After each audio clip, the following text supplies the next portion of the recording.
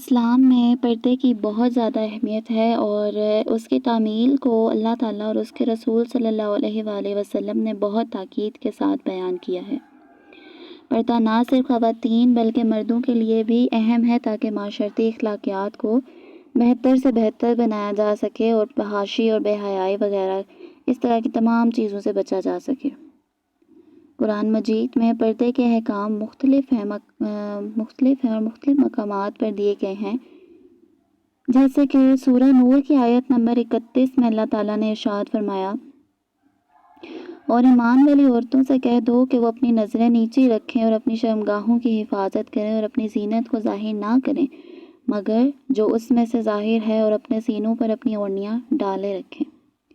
اسی طرح سے سورہ احزاب کی آیت نمبر 59 میں اللہ تعالیٰ نے ارشاد فرمایا، اے نبی اپنی بیویوں اور اپنی بیٹیوں اور مومنوں کی عورتوں سے کہہ دو کہ وہ اپنی چادریں اپنے اوپر لٹکا لیا کریں، یہ زیادہ مناسب ہے تاکہ وہ پہچان لی جائیں اور ستائی نہ جائیں۔ حدیث میں بھی پردے کی فضیلت اور اس کے احکام کا ذکر ملتا ہے۔ حضرت عائشہ رضی اللہ تعالیٰ عنہا فرماتی ہیں کہ رسول اللہ صلی اللہ علیہ وآلہ وسلم نے فرمایا، جب لڑکی بالغ ہو جائے، نماز ادا کرے تو اس کا چہرہ اور دونوں ہاتھوں کے علاوہ کچھ بھی نظر نہ آئے۔ اسی طرح سے حضرت عبداللہ بن مسعود رضی اللہ تعالیٰ عنہ سے روایت ہے کہ نبی کریم صلی اللہ علیہ وآلہ وسلم نے فرمایا، عورت سراپا پردہ ہے، جب وہ باہر نکلتی ہے تو شیطان اس کے پیچھے لگ جاتا ہے۔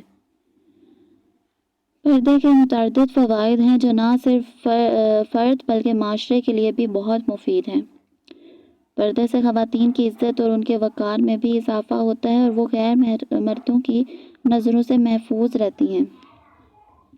پردے سے فحاشی اور بے حیائی سے بچا جا سکتا ہے جو کہ معاشرتی اخلاقیات کے لیے بہت اہم ہے۔ پردے کی تعمیل سے خاندانی نظام مضبوط ہوتا ہے اور غیر ضروری تعلقات اور فتنہ و فساد سے بچا جا سکتا ہے۔ پردے کی پابندی سے انسان کو روحانی سکون بھی ملتا ہے اور اللہ تعالیٰ کی رضا بھی حاصل ہوتی ہے۔ ایک عورت جب پردہ کر کے باہر جاتی ہے تو کئی فرشتے اس کے اوپر سلام بھیج رہے ہوتے ہیں۔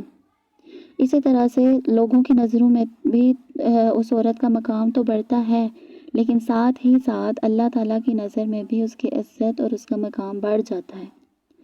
پردے کی فضیلت اور اس کی اہمیت کو سمجھنے کے لیے قرآن اور حدیث کے احکامات کو مد نظر رکھنا بہت ضروری ہے۔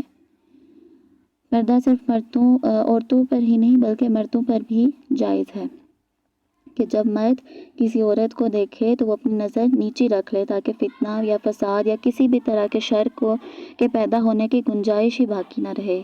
اسلام نے پردے کو ایک حفاظتی ڈھال بنایا ہے تاکہ فرد اور معاشرہ دونوں فتنہ و فساد سے محفوظ رہ سکیں اور معاشرتی اخلاقیات کو بہتر سے بہترین تک بنایا جا سکے۔